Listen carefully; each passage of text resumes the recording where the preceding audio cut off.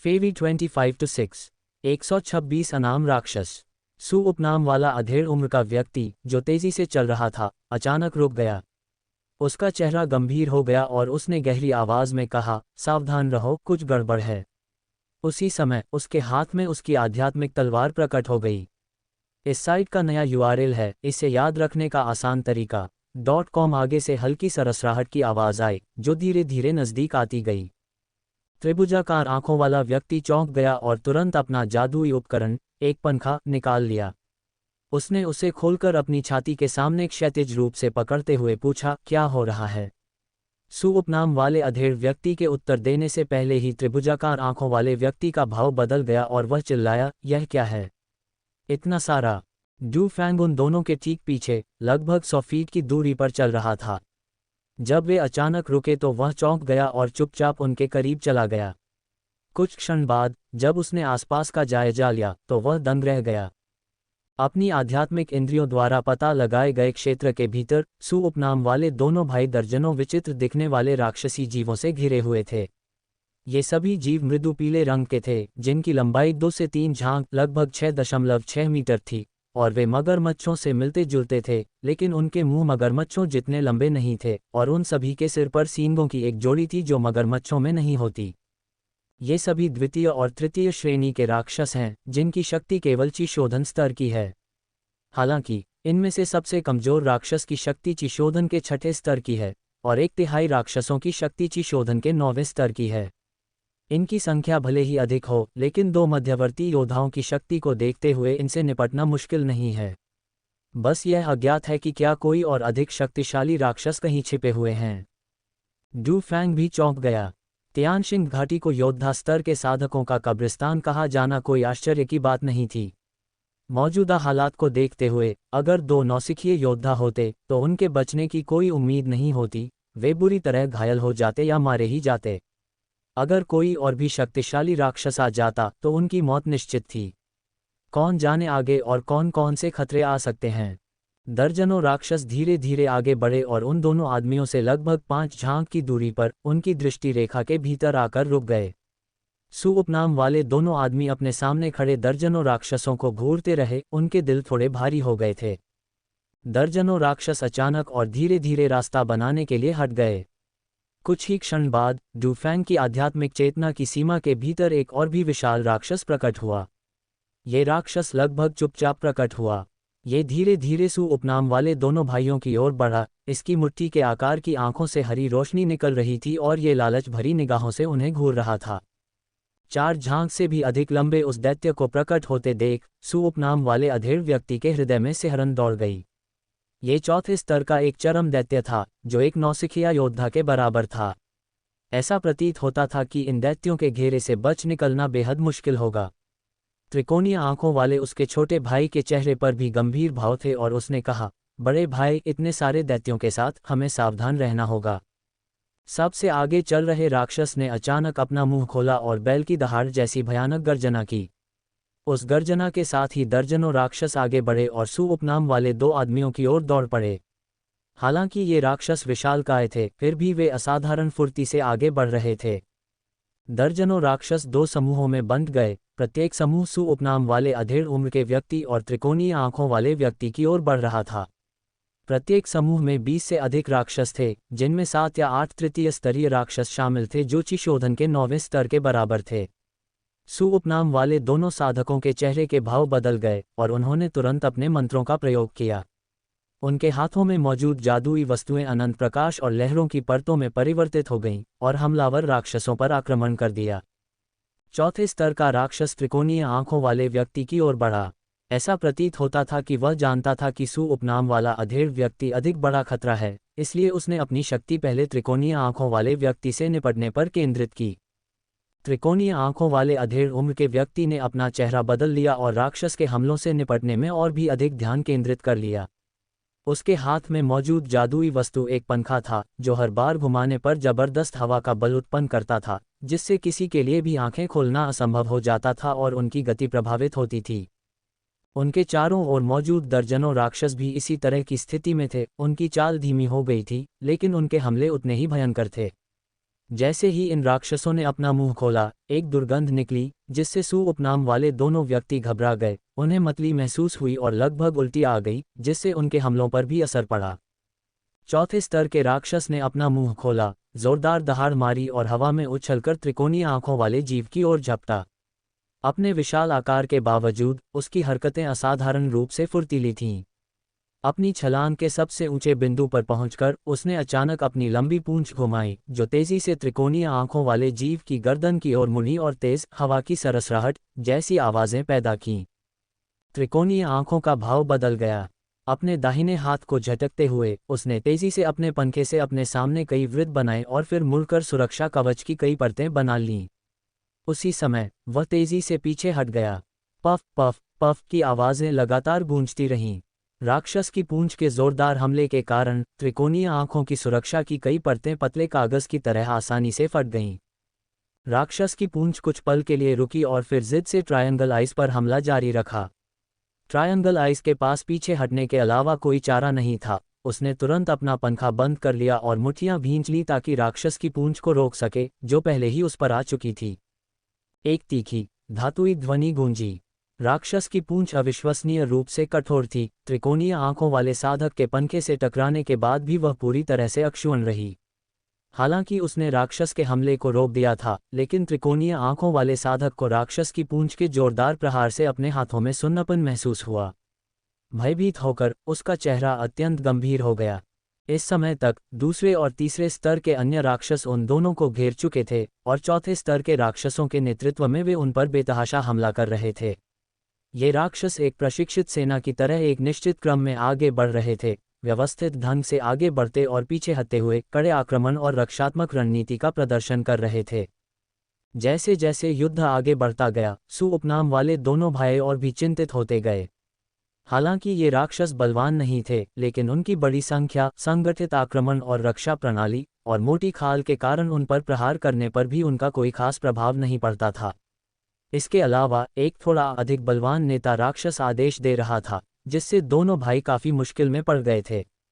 उनके पास सतर्क रहने और उनसे गंभीरता से निपटने के अलावा कोई विकल्प नहीं था। सू उपनाम वाले अधेड़ उम्र के व्यक्ति ने एक लंबी तलवार का इस्तेमाल किया, जिसे वह अविश्वसनीय फुर्ती से चलाता था। उसके देखने में सहज लगने वाले तलवार के वार हल्के और सहज थे, फिर भी बेहद शक्तिशाली थे। उसकी तलवार से घायल हुए राक्षस चीख तो निकले, लेकिन उनकी सख्त त्वचा के कारण उन्हें गंभीर चोट नहीं आई। त्रिकोणीय आंखों वाले व्यक्ति के पंखे की प्रत्येक लहर से हवा का एक शक्तिशाली झोंका उत्पन्न होता था, जिससे राक्षस लड़खड़ा कर गिर जाते थे, लेकिन उनकी संरचना बरकरार रहती थी और वे अपना प्रभावी हमला जारी रखते थे। सू उपनाम वाले दोनों योद्धाओं की ताकत के बल पर वे ची शोधन के 8वें या 9वें स्तर के 20 या 30 साधकों को अल्प समय में आसानी से पराजित कर सकते थे। हालांकि साधारण साधकों से थोड़े अधिक शक्तिशाली राक्षसों के आक्रमण और संगठित हमले का सामना करते हुए वे दोनों अस्थायी रूप से असहाय हो गए। सू उपनाम वाले अधेड़ उम्र के व्यक्ति ने अपने मध्यम श्रेणी के जादुई हथियार वाली तलवार को हल्के से नीचे की ओर चलाया और आकाश से एक मोटी नीली तलवार की रोशनी नीचे आई, जो नीली बिजली की तरह अत्यंत तीव्र गति से चौथे दर्जे के राक्षस पर सीधे प्रहार कर गई। राक्षस दहाड़ा और उसके शरीर पर लाल क्रिस्टलों की एक हल्की परत उभर आई, मानो उसने लाल कवच पहन रखा हो। जैसे ही लाल कवच बना, सू उपनाम वाले अधेड़ व्यक्ति ने अपनी तलवार से हमला कर दिया। राक्षस न तो चकमा खा सका और न ही बच निकला, बल्कि उसने अपनी पूंछ फिर से घुमाए और अधेड़ व्यक्ति की कमर को जकड़ने का प्रयास किया। भीषण युद्ध। एक भीषण धमाके के साथ नीली तलवार की रोशनी सीधे राक्षस पर जा लगी। सू उपनाम वाले अधेड़ व्यक्ति की उम्मीदों के विपरीत राक्षस न तो घायल हुआ और न ही हमले से पीछे हटा। इस साइट का नया URL है, इसे याद रखने का आसान तरीका .com। इसके विपरीत राक्षस पूरी तरह से सुरक्षित था। जब तलवार की तीव्र रोशनी राक्षस पर पड़ी तो उसका लाल कवच हल्का लाल रंग से चमक उठा, जो तलवार की नीली रोशनी के साथ मिलकर हवा में विलीन हो गया। बची हुई तलवार की रोशनी ने राक्षस पर पड़ते ही उसके लाल कवच में केवल दरार डाल दी, जिससे उसे कोई वास्तविक क्षति नहीं हुई। सू उपनाम वाले अधेड़ उम्र के व्यक्ति को गहरा सदमा लगा। दूसरों को शायद पता ना हो, लेकिन उन्हें स्वयं अच्छी तरह पता था कि अगर कोई साधारण नौसिखिया योद्धा होता तो वह निश्चित रूप से इस हमले का सामना नहीं कर पाता। कम से कम घायल तो हो ही जाता। लेकिन ये राक्षस बिल्कुल अप्रभावित लग रहा था। इसकी रक्षा प्रणाली बहुत मजबूत थी। हालांकि इससे सू उपनाम वाले अधेड़ व्यक्ति का गुस्सा भड़क उठा। उसे विश्वास ही नहीं हो रहा था कि वह इस कवच को तोड़ नहीं सकता।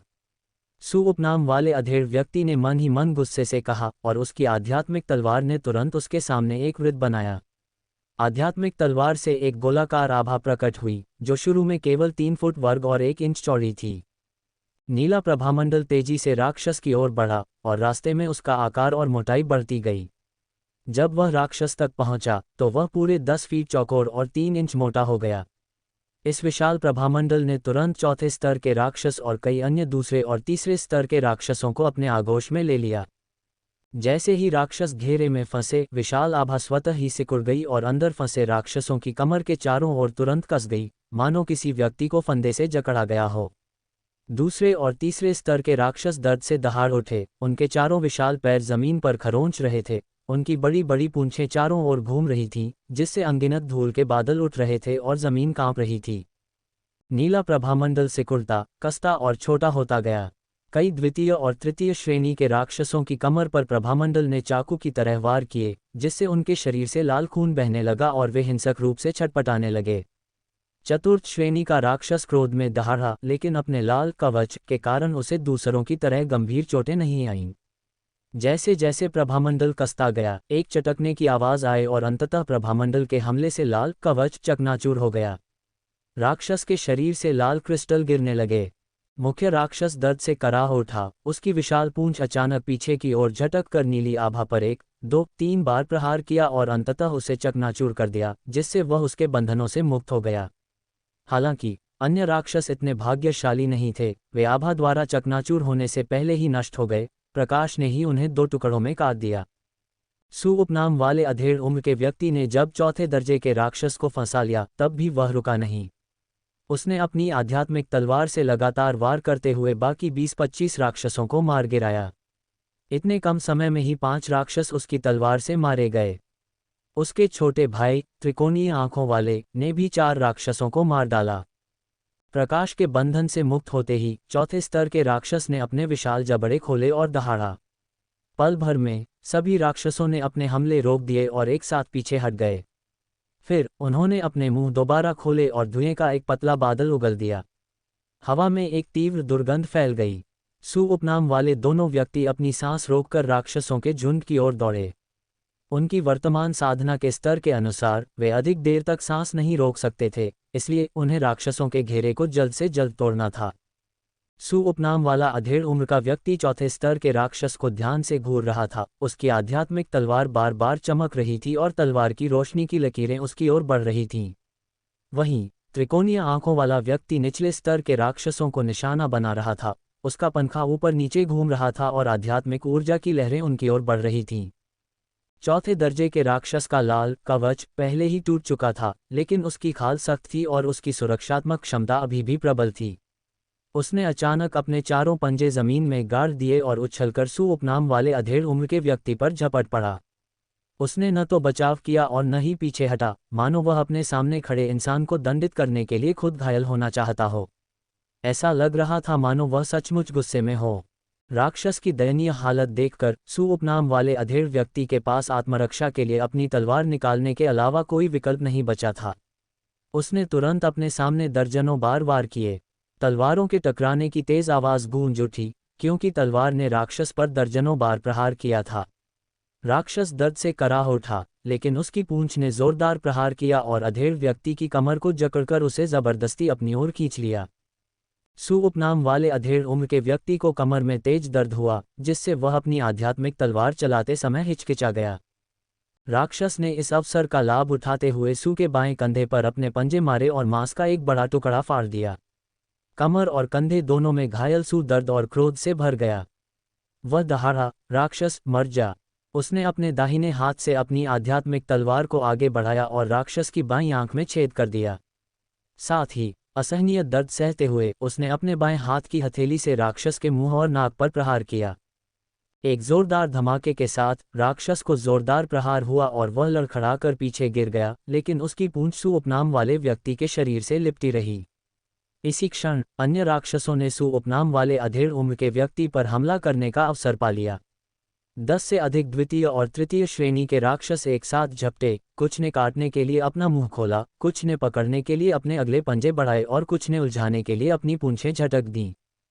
अपने शरीर को अभी भी राक्षस के शिकंजे में जकड़ा हुआ देखकर सु उपनाम वाले अधेड़ व्यक्ति को चिंता और क्रोध दोनों हुए। उसने अपने दाहिने हाथ से वार किया और अपनी आध्यात्मिक तलवार को राक्षस की पूंछ पर निशाना बनाया ताकि उसे काटकर राक्षस से बच सके। इस समय अपने बड़े भाई की बुरी हालत देखकर त्रिकोणीय आंखों वाला वह व्यक्ति बहुत चिंतित हो गया। उसने अपनी पूरी शक्ति लगाकर पंखा तेजी से चलाया और हवा के एक झोंके ने उस पर हमला कर रहे कई राक्षसों को नीचे गिरा दिया। अपने शरीर को झटकते हुए वह सु उपनाम वाले अधेड़ व्यक्ति के पास पहुंचा। उसने अपना पंखा घुमाया और चौथे स्तर के राक्षस की पूंछ को बाएं से दाएं काट दिया। उनके संयुक्त प्रयासों से अंततः राक्षस की पूंछ काट दी गई। इस अवसर का लाभ उठाते हुए सु उपनाम वाले अधेड़ व्यक्ति ने पीछे हटते हुए अपने ऊपर झपटने वाले लगभग 1 दर्जन राक्षसों पर अपनी आध्यात्मिक तलवार से प्रहार किया। दर्द भरी मुंह की चीखें लगातार गूंज रही थीं और पलक झपकते ही कई राक्षसों की आंखों में तलवार घुस गई, जिससे वे पीड़ा से कराह उठे। चौथे स्तर के राक्षस का लाल कवच चकनाचूर हो गया था, उसकी बाईं आंख अंधी हो गई थी, उसके मुंह और नाक पर गहरे घाव थे और उसकी विशाल पूंछ का 1/4 हिस्सा कट गया था। इतनी चोटों से ग्रस्त होकर वह बार बार पीछे हट रहा था। उसकी बची हुई एक आंख ने सु उपनाम वाले दोनों भाइयों को घृणा और क्रोध से देखा, जिसमें थोड़ा सा भय भी मिला हुआ था, और एक धीमी दहाड़ निकाली। कई राक्षस भी हमला करना बंद करके धीरे धीरे चौथे स्तर के राक्षस की ओर पीछे हट गए। इस समय तक लगभग 1/3 राक्षस सु उपनाम वाले 2 व्यक्तियों के हाथों मारे जा चुके थे और लगभग 1/3 घायल हो गए थे। कुछ ने अपनी एक आंख खो दी थी, कुछ ने अपना एक पैर खो दिया था और कुछ के पेट के निचले हिस्से में चोटें आई थीं। सु उपनाम वाले दोनों भाई भी बुरी हालत में थे। अधेड़ उम्र के सु के बाएं कंधे से मांस का एक बड़ा टुकड़ा फट गया था और कमर में चोट लगी थी, जबकि त्रिकोणीय आंख वाले व्यक्ति की बाईं जांघ पर दांतों के निशान थे। जांघ के निचले हिस्से में अगल बगल बड़े बड़े गहरे दांतों के 2 निशान थे और खून बह रहा था। सु उपनाम वाले अधेड़ उम्र के व्यक्ति ने चौथे दर्जे के राक्षस को गुस्से से घूरते हुए बेहद उदास चेहरे से कहा, राक्षस, तुमने मुझे इतना बुरी तरह घायल कर दिया, मैं तुम्हें मार डालूंगा। राक्षस ने धीमी सी गुर्राहट निकाली, मानो हार मानने को तैयार न हो और अपनी ताकत का प्रदर्शन कर रहा हो। अन्य राक्षसों ने भी धीमी गुर्राहट निकाली, मानो अपना समर्थन दिखा रहे हों। पाठकों के लिए एक नोट, आप सभी लोग हर दिन वोट कर सकते हैं। चांद गोन को आपके भरपूर समर्थन की उम्मीद है। खंडहरों का शहर। त्रिकोणीय आंखों वाले व्यक्ति ने कुछ नाराजगी भरे लहजे में कहा, बड़े भाई, आपने इतनी नाजुक स्थिति में उस उच्च स्तरीय जादुई हथियार का इस्तेमाल क्यों नहीं किया? अगर आपने इसका इस्तेमाल पहले ही कर लिया होता तो हमें इस मुसीबत का सामना नहीं करना पड़ता। सु उपनाम वाले साधक ने कहा, मुझे इस राक्षस की इतनी सहनशीलता की उम्मीद नहीं थी। हालांकि मुझे लगता है कि अभी भी इसका इस्तेमाल करने का समय है। इतना कहते ही उसके दाहिने हाथ में मौजूद आध्यात्मिक तलवार पलक झपकते ही गायब हो गई और फिर उसने अपने दाहिने हाथ से अपनी कमर की ओर हाथ बढ़ाया और उसके हाथ में एक हल्के लाल रंग की आध्यात्मिक तलवार प्रकट हो गई। ये तलवार 2 फुट 7 इंच लंबी और 2 उंगल चौड़ी थी, जो हल्की लाल रोशनी से जगमगा रही थी। यह एक उच्च कोटि का जादुई हथियार था। तलवार को देखते ही चौथे स्तर के राक्षस को उसकी शक्ति का आभास हो गया। उसने धीमी सी गुर्राहट निकाली और तुरंत पीछे हट गया। अन्य राक्षस भी उसके पीछे पीछे तेजी से पीछे हट गए और अपना हमला रोक दिया। राक्षस को तेजी से पीछे हटते देख सु उपनाम वाले दोनों भाइयों ने उसका पीछा नहीं किया। उन्होंने गुस्से से गुर्राते हुए कहा, अच्छा हुआ कि तुम्हें अपनी ताकत का एहसास हो गया, वरना हम तुम्हें जरूर मार डालते। उन्होंने अपनी आध्यात्मिक तलवारें अपने थैलों में रख लीं। तभी वे दोनों जल्दी से बैठ गए, अपने थैलों से सफ़ेद जेड की कई बोतलें निकालीं, आध्यात्मिक औषधि की कई गोलियां निकालीं और या तो उन्हें निगल लिया या अपने घावों पर लगाकर उन्हें ठीक करने लगे। डू फैंग ने अभी अभी हुई संक्षिप्त लेकिन रोमांचक लड़ाई को देखा था और वह भी उतना ही स्तब्ध था। उसने यह उम्मीद नहीं की थी कि इतने दिनों में उसके सामने आया पहला खतरा इतना भयंकर होगा जिससे 2 मध्यम स्तर के योद्धा घायल हो जाएंगे। वह सोचने लगा कि आगे कौन कौन से खतरे उसका इंतजार कर रहे हैं। ये जगह योद्धाओं के कब्रिस्तान के रूप में जानी जाती थी और वाकई यह अपने नाम के अनुरूप थी। 3 घंटे बाद सु उपनाम वाले अधेड़ व्यक्ति ध्यान से जागे। उपचार के बाद उनके घाव लगभग ठीक हो चुके थे। दोनों ने सावधानीपूर्वक आगे बढ़ते हुए अपनी यात्रा जारी रखी। इस बार वे लगभग 1 घंटे ही चले थे कि अचानक उनका दृश्य खुल गया और घना सफ़ेद कोहरा छंट गया। सु उपनाम वाले दोनों भाई खुशी से झूम रहे थे, अपनी प्रसन्नता छुपा नहीं पा रहे थे। आखिरकार वे मंजिल तक पहुंच गए थे। 5 झांग आगे बढ़ने पर वे सफ़ेद धुंध से ढके इलाके से बाहर निकले और उनका नज़ारा खुल गया। लगभग 1 मील आगे एक छोटा सा शहर था। शहर का एक कोना सीधे उनके सामने था, जिससे वे देख सकते थे कि शहर लगभग 1000 झांग लंबा और चौड़ा था, जिसकी दीवारें लगभग 7 झांग ऊंची थीं। शहर की दीवार के तीनों दिखाई देने वाले कोनों पर एक एक झांग ऊंचा एक मीनार खड़ा था। शहर की ऊंचाई अधिक होने के कारण शहर के भीतर की इमारतों से केवल एक महलनुमा मीनार ही दिखाई देती है। शहर की पूरी दीवार ठोस पाइरोफिलाइट से बनी है। सु उपनाम वाले अधेड़ उम्र के व्यक्ति ने अपनी खुशी नहीं छिपाई और खुशी से चिल्लाते हुए कहा, खंडहरों का शहर! आखिरकार हमें प्राचीन खंडहर मिल ही गए। त्रिकोणीय आंखों वाला आदमी भी उतना ही उत्साहित था और बोला, हाँ हाँ, हमें प्राचीन खंडहर मिल गए। बड़े भाई, अब हम मालामाल हो गए। दोनों एक पल के लिए बेहद खुश हुए, लेकिन थोड़ी देर बाद वे शांत हो गए। सु उपनाम वाले अधेड़ उम्र के व्यक्ति ने भौहें चढ़ाते हुए कहा, मुझे आश्चर्य है कि लू तीनों भाई कैसे होंगे। त्रिकोणीय आंखों वाले उस व्यक्ति ने नाक सिकुड़ते हुए कहा, शायद उनका सामना हम जैसे राक्षसों से हुआ और वे उन्हें खा गए। शायद वे अभी तक इस सफ़ेद धुंध से बाहर भी नहीं निकले हैं, या शायद वे पहले ही यहाँ पहुँच चुके हैं और इस प्राचीन खंडहर में प्रवेश कर चुके हैं। सु उपनाम वाले अधेड़ उम्र के व्यक्ति ने कुछ देर सोचा और फिर कहा, अभी इन्हें नज़रअंदाज करते हैं। अब जब हमने इन्हें ढूंढ लिया है तो पहले अंदर चलते हैं। हालांकि इन खंडहरों के अंदर भी कई खतरे हैं, इसलिए हमें सावधान रहने की ज़रूरत है। त्रिभुजाकार आंखों वाले व्यक्ति ने सिर हिलाया और वे दोनों सफ़ेद धुंध से बाहर निकल आए। पीछे मुड़कर देखने पर उन्होंने पाया कि सफ़ेद धुंध एक पतली परत से अवरुद्ध हो गई थी, जो उनके पीछे रुक गई थी और उन्हें आगे बढ़ने से रोक रही थी, जो बहुत अजीब था। सु उपनाम वाले अधेड़ उम्र के व्यक्ति ने हल्की आह भरी और कहा, प्राचीन साधक वास्तव में अविश्वसनीय रूप से शक्तिशाली हैं। मुझे आश्चर्य होता है कि क्या केवल युद्ध देवता क्षेत्र या युद्ध सम्राट क्षेत्र के वरिष्ठ साधक ही ऐसी क्षमताएं प्राप्त कर सकते हैं। त्रिभुजाकार आंखों वाले व्यक्ति ने सहमति में सिर हिलाया। कुछ देर सोचने के बाद सु उपनाम वाले अधेड़ उम्र के व्यक्ति ने गहरी आवाज में कहा, चलो खंडहरों के अंदर बात करते हैं। फिर वह मुड़ा और बाईं ओर स्थित निकटतम शहर के द्वार की ओर दौड़ पड़ा। शहर का द्वार उन दोनों से लगभग 200 फीट की दूरी पर था और वे पल भर में वहां पहुंच गए। जब वे द्वार पर पहुंचे तो उन्होंने ऊपर देखा और पाया कि वह लगभग 3 फीट ऊंचा और 4 फीट चौड़ा था। उसके ऊपर बादल की चोटी पर स्थित चट्टान पर प्राचीन लिपि में दक्षिण द्वार लिखा हुआ था। प्राचीन लिपि आज की लिपि से थोड़ी भिन्न थी, लेकिन फिर भी पहचानने योग्य थी। शहर का द्वार 1000 साल पुरानी लाल देवदार की लकड़ी से बना था, जो बेहद मजबूत था। त्रिभुजाकार आंखों वाला आदमी आगे बढ़ा और हथेली से द्वार खोलने ही वाला था कि सु उपनाम वाले अधेड़ उम्र के आदमी ने जल्दी से कहा, छोटे भाई रुकिए। त्रिभुजाकार आंखों वाला आदमी रुका, फिर मुड़कर पूछा, बड़े भाई क्यों? सु उपनाम वाले अधेड़ उम्र के व्यक्ति ने कहा, यह प्राचीन खंडहर कई नियमों और प्रतिबंधों से भरा हुआ है। हालांकि यह हजारों वर्षों से अस्तित्व में है, लेकिन कुछ प्रतिबंध अब उतने प्रभावी नहीं रह गए हैं, जबकि कुछ अभी भी प्रभावी हैं। हमें अभी भी सावधान रहना चाहिए। त्रिकोणीय आंखों वाले व्यक्ति ने कुछ संदेह के साथ पूछा, हजारों साल बीत चुके हैं, क्या ये प्रतिबंध अभी भी प्रभावी हो सकते हैं? सु उपनाम वाले अधेड़ उम्र के व्यक्ति ने ठंडे स्वर में कहा, हालिया वर्षों बीत जाने के बावजूद कौन निश्चित रूप से कह सकता है कि प्राचीन साधकों की अलौकिक शक्तियां कितनी महान थीं।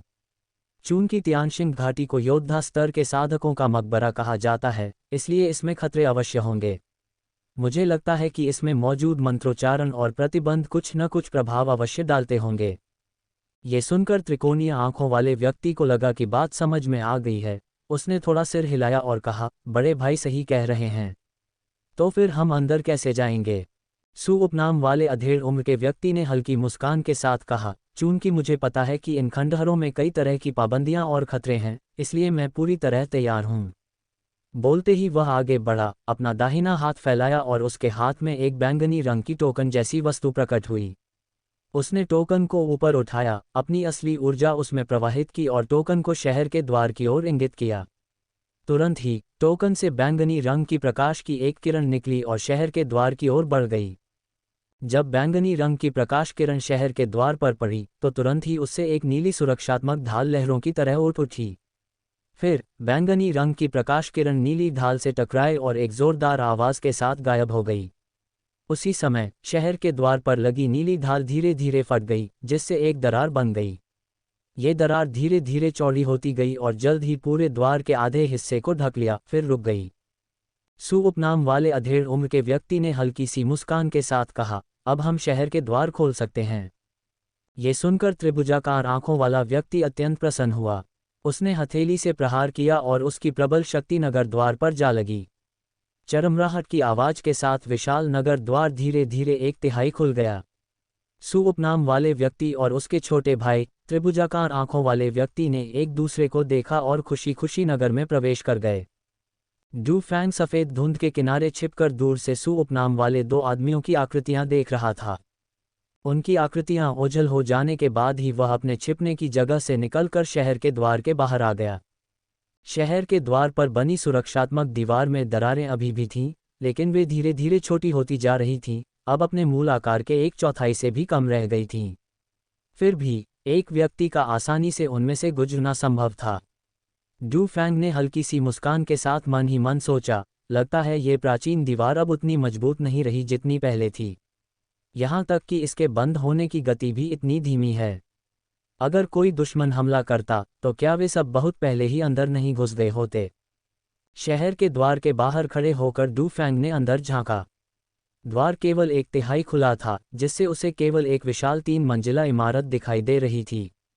सु उपनाम वाले दोनों भाई कहीं नजर नहीं आ रहे थे और उसे पता नहीं था कि वे कहाँ चले गए हैं। कुछ देर सोचने के बाद उसने सुरक्षा दीवार में धीरे धीरे सिकुड़ती दरार को देखा और अंदर घुस गया। जेड पुल पर शहर में प्रवेश करते ही डू फैंग ने चारों ओर देखा और सामने का नज़ारा देखकर दंग रह गया। इस साइट का नया यूआरएल है, इसे याद रखने का आसान तरीका .com। शहर बड़ा नहीं था और उसमें ज़्यादा इमारतें भी नहीं थीं। दक्षिणी द्वार से केवल 9 इमारतें दिखाई दे रही थीं। शहर की दीवारों से लगभग 200 फीट की दूरी पर चारों ओर 2-2-3 मंजिला इमारतें थीं, जो लगभग 200 फीट लंबी और 50 फीट चौड़ी थीं। शहर के ठीक बीच में एक 9 मंजिला मीनार जैसी इमारत खड़ी थी, जिसकी हर मंजिल 2 फीट से ज़्यादा ऊंची थी। सभी दीवारें बेहतरीन गहरे लाल रंग की स्लेट से बनी थीं, जबकि छतें पूरी तरह से हल्के लाल रंग की चमकदार टाइलों से बनी थीं, जिससे शहर को एक भव्य रूप मिलता था। दीवारों और कई 3 मंजिला इमारतों के बीच का क्षेत्र तरह तरह के ऊंचे हरे भरे फूलों, पेड़ों और झाड़ियों से भरा हुआ था। सड़कें, कुछ सीधी और कुछ घुमावदार, इस क्षेत्र को पार करती थीं। दक्षिण द्वार के ठीक सामने लगभग 500 झांग लंबी और 100 झांग से अधिक चौड़ी एक कृत्रिम झील है। झील का पानी एकदम साफ है और सतह पर सुंदर मछलियों के झुंड तैरते हुए धुंधले से दिखाई देते हैं। लगभग 3 झांग चौड़ा एक सफ़ेद जेड पत्थर का पुल झील के ऊपर बना है, जो दक्षिण द्वार को 3 मंजिला इमारत से जोड़ता है। शहर की दीवार और कृत्रिम झील के बीच तथा 3 मंजिला इमारत और कृत्रिम झील के बीच सड़क कई दसियों फीट चौड़ी है और इस पर दर्जनों खूबसूरत मूर्तियां खड़ी हैं। इन मूर्तियों में तरह तरह के राक्षसों को उकेरा गया है, जिनमें 5 पंजों वाले सुनहरे अजगर, उड़ते हुए बाघ, सुनहरे धागे वाले कनखजूरे, सफ़ेद सिर वाले काले बाज और सुनहरी आंखों वाले हरे बंदर शामिल हैं। कोई भी 2 मूर्तियां एक जैसी नहीं हैं और हर एक की अपनी अनूठी विशेषताएं हैं। नज़ारा इतना खूबसूरत था कि डू फैंग उसकी तारीफ करते नहीं थक रहा था, लेकिन जिस चीज़ ने उसे सचमुच चौंका दिया वह खुद खूबसूरत वातावरण नहीं था, बल्कि एक और दृश्य था जो उसकी सुंदरता से बिल्कुल मेल नहीं खाता था। दक्षिणी द्वार से कृत्रिम झील तक जाने वाले सफ़ेद जेड के पुल पर दर्जनों कंकाल और जादुई कलाकृतियां बिखरी पड़ी थीं। ये सभी कलाकृतियां निम्न स्तर की जादुई कलाकृतियां थीं और अपनी उम्र के कारण इनकी गुणवत्ता काफ़ी कम थी और इनका मूल्य भी नगण्य था। शायद इन्हें बेचने पर भी इनकी कीमत बहुत कम मिलती। सफ़ेद जेड पत्थर के पुल पर अनगिनत खून के धब्बे बिखरे हुए थे, जिनमें से कुछ गहरे काले पड़ चुके थे, जो स्पष्ट रूप से इसकी प्राचीनता को दर्शाते थे। मूर्तियां क्षतिग्रस्त थीं, लेकिन सफ़ेद जेड पत्थर का पुल अक्षुण्ण बना रहा। स्पष्टतः सफ़ेद जेड पत्थर का पुल मूर्तियों की तुलना में कहीं अधिक ठोस था। सुंदर फूल, पौधे और पेड़ जो विशाल उपवनों में मौजूद होने चाहिए थे, अब अनियमित आकृतियों में इधर उधर बिखरे पड़े हैं। दर्जनों उत्कृष्ट मूर्तियों में से 10 से अधिक क्षतिग्रस्त हैं। कुछ राक्षसों की टांग गायब है, कुछ के सिर का आधा हिस्सा कटा हुआ है और कुछ के शरीर का आधा हिस्सा गायब है। मूर्ति पर मौजूद निशानों को देखकर लगता है कि यह लगभग पूरी तरह से विभिन्न जादुई कलाकृतियों से हुए नुकसान का नतीजा है। कुछ हिस्सों को तलवार से काट दिया गया था, जबकि अन्य को मुक्के से चकनाचूर कर दिया गया था। स्पष्ट है कि यहाँ एक भयंकर और क्रूर युद्ध हुआ था, जिसके कारण ये क्षति हुई। डू फैंग ने अपनी आध्यात्मिक चेतना को फैलाने का प्रयास किया, लेकिन पाया कि सफ़ेद धुंध की तरह ही उसकी आध्यात्मिक चेतना बहुत सीमित थी, और यह सीमा सफ़ेद धुंध की तुलना में दोगुनी गंभीर थी। अपनी प्रबल आध्यात्मिक चेतना के बावजूद भी डू फैंग केवल 70 या 80 फीट की दूरी तक ही खोज कर सका। चौंक कर डू फैंग ने फिर से उड़ने की कोशिश की, लेकिन प्रतिबंधित क्षेत्र के कारण वह उड़ना जारी नहीं रख सका और केवल कुछ देर के लिए हवा में स्थिर रहा। लगता है सू उपनाम वाले दोनों आदमी सामने वाली विशाल 3 मंजिला इमारत में प्रवेश कर चुके हैं, डू फैंग ने मन ही मन सोचा। कुछ देर सोचने के बाद उसने एक कदम आगे बढ़ाया। उसके कदम छोटे और चाल धीमी थी, लेकिन स्थिर और शक्तिशाली थी। जैसे जैसे डू फैंग धीरे धीरे और सावधानी से आगे बढ़ा, उसने अपनी आध्यात्मिक इंद्रियों का विस्तार किया। हालांकि अंदर सब कुछ एकदम शांत लग रहा था, लेकिन इतने सारे कंकालों और लड़ाई के निशानों की मौजूदगी से साफ पता चल रहा था कि यह कोई साधारण जगह नहीं है। इसके अलावा डू फैंग को बेचैनी महसूस हो रही थी, एक आसन्न खतरे का आभास हो रहा था जिससे उसे बुरी आशंका हो रही थी। इसलिए उसे पूरी तरह सतर्क रहना था और स्थिति को गंभीरता से संभालना था। कृत्रिम झील पर बने सफ़ेद जेड पत्थर के पुल के पास पहुंचते ही सब कुछ सामान्य प्रतीत हुआ, लेकिन डू फैंग का संकट बोध और भी गहरा होता चला गया। पुल के शीर्ष पर खड़े होकर डू फैंग ने भौहें चढ़ा लीं और नीचे झील को घूरने लगा। वह सोच रहा था कि झील कितनी गहरी होगी। सतह तो साफ थी, लेकिन तल अथाह था। अपनी आध्यात्मिक शक्ति से भी वह झील में 10 फीट से अधिक गहराई तक नहीं जा पा रहा था। डू फैंग को लगभग यकीन था कि खतरा झील से ही है, लेकिन उसे यह नहीं पता था कि खतरा किस तरह का होगा। दक्षिणी द्वार से प्रवेश करने पर पार करने के लिए केवल एक ही पुल था। चूंकि यह खतरनाक था, तो क्या उन्हें दूसरा रास्ता अपनाना चाहिए? लेकिन क्या दूसरे रास्ते सुरक्षित होंगे? असंभव। दूसरे प्रवेश द्वार भी निश्चित रूप से खतरनाक होंगे, तो दूसरा रास्ता अपनाने का क्या फ़ायदा? सू उपनाम वाले दोनों भाइयों ने ज़रूर कोई दूसरा रास्ता अपनाया होगा। दोनों ही खतरनाक हैं, तो हमें अंदर जाना चाहिए या नहीं? डू फैंग सोचने लगा। जब हम इतनी दूर आ ही गए हैं, तो अंदर जाकर ये देखना कि अंदर क्या है और कौन से खजाने छिपे हैं, बेकार नहीं जाएगा। भाग्य साहस का साथ देता है, चलो अंदर चलते हैं। उसने धीरे से अपना बायां पैर उठाया और एक एक कदम बढ़ाते हुए आगे बढ़ा। कुछ दर्जन फीट चलने के बाद झील से एक जोरदार छप की आवाज़ आई। फिर झील की सतह पर विशाल लहरें उठी और अनगिनत जलस्तंभ झील से 5-6 फीट की ऊंचाई तक पहुंच गए। इन जलस्तंभों से अनगिनत बर्फीले टुकड़े निकले और चारों दिशाओं से डू फैंग की ओर उड़ने लगे।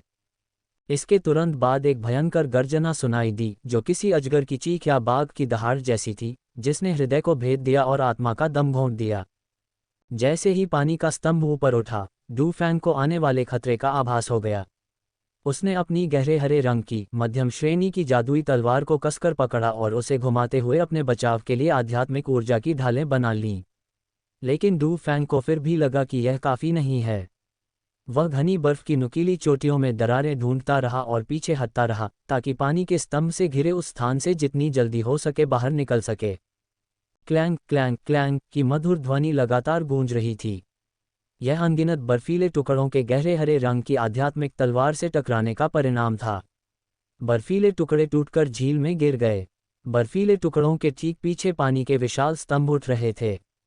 इनमें से प्रत्येक स्तंभ 3 फीट चौड़ा और 5 या 6 फीट ऊंचा था। ऐसे दर्जनों जल स्तंभ थे, जो डू फैंग को पूरी तरह से घेरे हुए थे। डू फैंग ने अपने बाईं ओर जल स्तंभ देखा, उछल पड़ा और 2 झांग से भी अधिक ऊंचाई तक पहुंच गया। उसने अपनी आध्यात्मिक तलवार में अपार आध्यात्मिक शक्ति प्रवाहित की और अपनी छाती पर क्षैतिज रूप से वार किया। एक गहरे हरे रंग की तलवार की रोशनी बिजली की तरह चमकी और तेजी से उस ऊंचे जल स्तंभ को चीरती हुई निकल गई। एक भयानक गर्जना के साथ पानी का विशाल स्तंभ ढह गया और चूर चूर होकर झील में गिरती बूंदों में तब्दील हो गया। तलवार की रोशनी के झटके जारी रहे, जिससे दोनों ओर के अन्य 2 जल स्तंभ भी प्रभावित हुए। 2 जोरदार धमाकों के साथ वे दोनों जल स्तंभ, हालांकि पूरी तरह से नष्ट नहीं हुए, लेकिन प्रभावित हुए। उनके कुछ हिस्से कट गए और उनकी ऊंचाई काफ़ी कम हो गई। हालांकि उसकी तलवार की शक्ति उम्मीद के मुताबिक थी, लेकिन डू फैंग का चेहरा गंभीर था। एक एक करके इतने सारे जल स्तंभों को नष्ट करने में बहुत समय लगेगा और दुश्मन उसे इतना समय नहीं देगा। उसने लगातार अपनी आध्यात्मिक तलवार चलाई और उसकी नोक से गहरे हरे रंग की तलवार की रोशनी की लकीरें निकली, जो असंख्य जल स्तंभों की ओर बढ़ी, उन्हें चकनाचूर कर दिया, जिससे वे ढहकर चूर चूर हो गए। हालांकि एक और भी बड़ा खतरा मंडरा रहा था। एक विशालकाय राक्षस झील से उछलकर सफेद जेड के पुल पर आ गिरा, जो डू फैंग से केवल 5 झांक की दूरी पर था। ये राक्षस ऑक्टोपस जैसा दिखता था, जिसकी 8 लंबी सूंडें थीं, लेकिन उसकी आंखें पूरी तरह से काली थीं और उसका मुंह और नाक मनुष्य की तरह थे। पुल पर उतरते ही वह दहाड़ा, एक ऐसी आवाज़ जो खुशी और क्रोध दोनों का मिश्रण थी। फिर उसके 2 एंटीना, 2 विषैले सांपों की तरह अविश्वसनीय गति से आगे बढ़े और पलक झपकते ही डू फैंग तक पहुंचकर सीधे उसकी ओर झपटे। 2 महीने तक मुफ्त अपडेट देने के बाद ये किताब कल आधिकारिक तौर पर प्रकाशित होगी। आपके निरंतर समर्थन के लिए धन्यवाद। आशा है कि आधिकारिक प्रकाशन के बाद भी आप मेरा समर्थन जारी रखेंगे। आगे के अध्याय और भी रोमांचक होंगे। मैंने पूरी लगन से लिखा है और आपको निराश नहीं करूंगा। पाठकों के लिए एक नोट, डू फैंग और भी अमीर और शक्तिशाली बनने वाला है। चलो सब लोग अपना वोट डालो, डू फैंग का साथ दें और भी अधिक शक्ति की राह पर आगे बढ़ें। ऑक्टोपस राक्षस। इससे पहले कि डू फैंग उस राक्षस को ठीक से देख पाता, उसका हमला उस पर हो चुका था।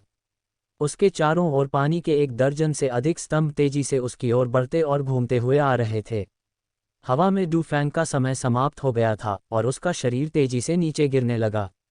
उसके गिरने के तरीके से ऐसा लग रहा था मानो वह ठीक उसी जगह गिरा हो जहां राक्षस की सूंडें इशारा कर रही थीं, जिससे ऐसा प्रतीत होता था कि डू फैंग ने खुद को सीधे राक्षस की सूंडों के हमले के सामने सौंप दिया था।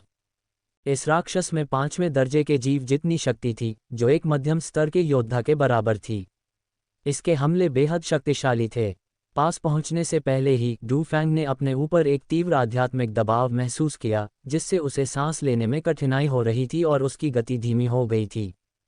हवा में अधर में लटका हुआ, सहारा लेने के लिए कोई जगह नहीं और उड़ने में असमर्थ, नीचे एक दैत्य प्रतीक्षा कर रहा था और चारों ओर से तेजी से बढ़ते जलस्तंभों से स्थिति अत्यंत भयावह थी। डू फैंग ने भौहें चढ़ाईं, अपना शरीर उल्टा घुमाया और अपने दाहिने हाथ से अपनी आध्यात्मिक तलवार को नीचे की ओर धकेला, जिससे उसका सिर नीचे और पैर ऊपर हो गए और वह दैत्य के विशाल तंतुओं की ओर तेजी से गिरने लगा। गहरे हरे रंग की आध्यात्मिक तलवार ने राक्षस के तंतु पर प्रहार किया और उसे सफेद जेड पुल से चिपका दिया। राक्षस ने तुरंत एक दर्दनाक दहाड़ मारी और उसके बाकी 7 तंतु बेतहाशा हिलने लगे और डू फैंग की ओर बढ़ने लगे। डू फैंग तेजी से पीछे की ओर पलटा और राक्षस से 10 फीट दूर खड़ा हो गया, हाथ में तलवार लिए हुए उसे ध्यान से घूर रहा था। राक्षस के प्रकट होते ही पानी का शेष स्तंभ धीरे धीरे गायब हो गया और पानी की बूंदों में बदलकर झील में गिरने लगा। उस दैत्य ने तुरंत अपने सामने घायल टेंटेकल को पीछे खींच लिया, अपना विशाल सिर नीचे किया और धीरे धीरे अपनी काली आंखों से उस टेंटेकल को देखने लगा।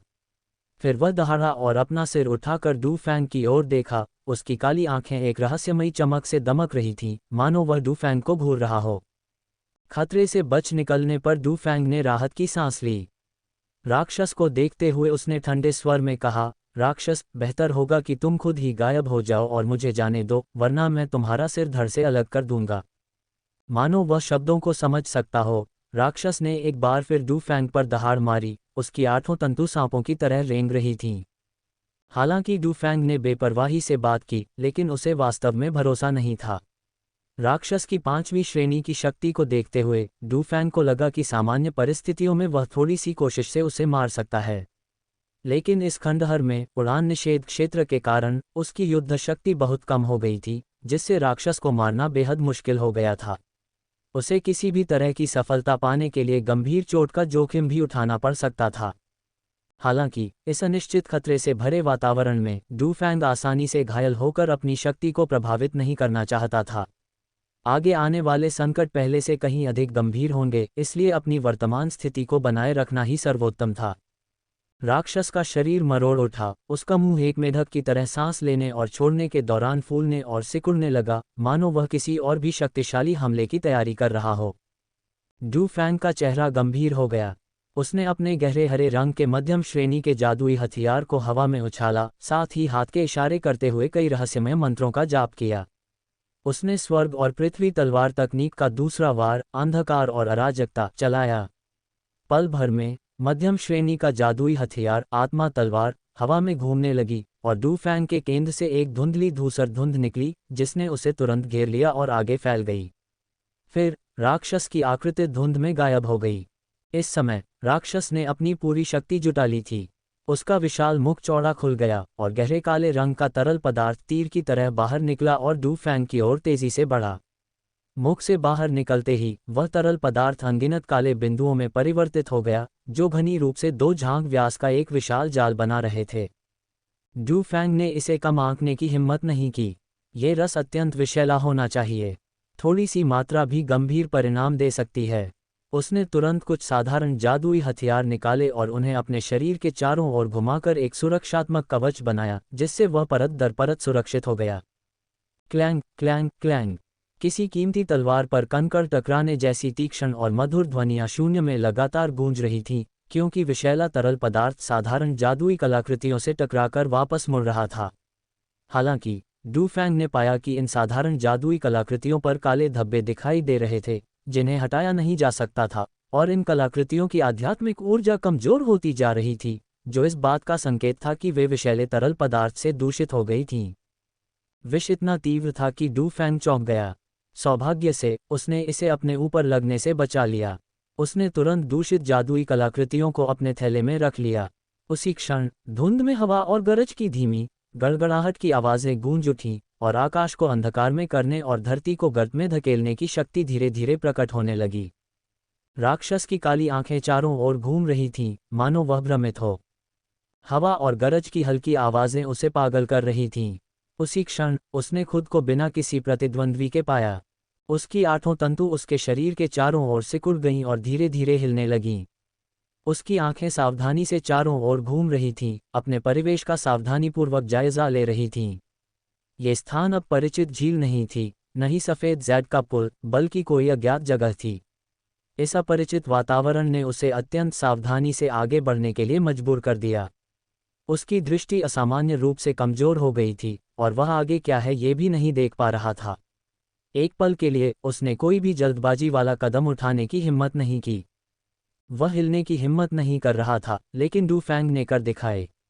उसका प्राथमिक जादुई हथियार दूषित हो चुका था और अब इस्तेमाल नहीं किया जा सकता था, लेकिन डू फैंग के पास अभी भी एक द्वितीयक जादुई हथियार था। उसने मिट्टी के पीले रंग की द्वितीयक जादुई तलवार निकाली, जो बड़ी फुर्ती से ऊपर नीचे और दाएं बाएं उड़ती हुई राक्षस की ओर बढ़ी और मिट्टी के पीले रंग की तलवार की रोशनी की लकीरें निकलीं। पल भर में अनगिनत मिट्टी के पीले रंग की तलवार जैसी किरणें राक्षस की ओर बढ़ीं। राक्षस जरा भी विचलित नहीं हुआ। उसने अपनी रक्षा के लिए अपनी 8 विशाल तंतुओं को हिलाया। तलवार जैसी किरणों ने उसे ज्यादा नुकसान नहीं पहुंचाया, बस मामूली चोटें आईं। फिर भी वह राक्षस बेहद क्रोधित था। लगातार कई दहाड़ें गूंजीं और एक जोरदार आवाज के साथ वह राक्षस अविश्वसनीय गति से आगे बढ़ा, सीधे आगे की ओर। चाहे वह अपने लक्ष्य को भेद पाए या नहीं, उसे हमला करना ही था। हमला करना उसका स्वभाव था और बचाव करना उसकी विशेषता नहीं थी। राक्षस का हमला सीधे डू फैंग पर लक्षित था और उसका हमला अविश्वसनीय रूप से शक्तिशाली था, जो एक मध्यम स्तर के योद्धा के पूर्ण बल के बराबर था। वह कितना शक्तिशाली होगा? डू फैंग ने सीधे उसका सामना करने की हिम्मत नहीं की, लेकिन पूरी तरह से बचने में बहुत देर हो चुकी थी। राक्षस बहुत तेज था, इतना तेज कि डू फैंग समय पर प्रतिक्रिया नहीं कर सका। जैसे ही राक्षस की 8 तंतु नीचे गिरे, मिट्टी के पीले रंग के मध्यम श्रेणी के जादुई हथियार, आत्मा की तलवार को केवल 2 बार वार करने का समय मिला। 2 स्प्लैट की आवाज़ों के साथ राक्षस की पहली 2 तंतु सीधे मध्यम श्रेणी के जादुई हथियार से कट गईं। नाजुक क्षण में डू फैंग का शरीर थोड़ा सा डगमगाया। 4 तंतुओं के उलझने से बाल बाल बचा, लेकिन 2 तंतु फिर भी डू फैंग पर ऊपर और नीचे से आ गिरे। 2 स्प्लैट की आवाज़ों के साथ डू फैंग ने खून थूका। उसका शरीर जबरदस्त प्रभाव से उड़ गया और वह 4-5 जांग पीछे की ओर लड़खड़ा गया। उसके द्वारा धारण किया गया मध्यम श्रेणी का जादुई कवच वास्तव में फट गया और लगभग चकनाचूर हो गया। डू फैंग ने अपने शरीर में लगी चोटों को महसूस किया, भौहें सिकुड़ी और मन ही मन सोचा, 5वें दर्जे के भयंकर जानवर से यही उम्मीद थी। इसकी आक्रमण शक्ति अत्यंत प्रबल है और मेरी चोटें काफ़ी गंभीर हैं। अपने हमले के बाद राक्षस अपने लक्ष्य को देख नहीं पाया। इसके अलावा उसके 2 टेंटेकल टूट गए थे और 2 घायल हो गए थे। अब उसके केवल 4 टेंटेकल ही सही सलामत बचे थे। इस असहनीय दर्द ने उसे क्रोधित कर दिया और वह लगातार। दोस्तों, अगर आपको यह कहानी पसंद आई है तो इसकी आगे की कड़ियां हमारे टेलीग्राम चैनल पर सुन सकते हैं। गोल्डन मेंबरशिप सिर्फ ₹149 में इस कहानी के अगले 100 एपिसोड का आनंद लें। अगर आप इस कहानी के सभी एपिसोड सुनना चाहते हैं तो सिर्फ ₹299 में इस पूरी कहानी का पूरा एक्सेस प्राप्त करें। टेलीग्राम लिंक और गोल्डन मेंबरशिप की जानकारी आपको डिस्क्रिप्शन और पिन किए गए कमेंट में मिल जाएगी। आपके प्यार और सहयोग के लिए दिल से धन्यवाद।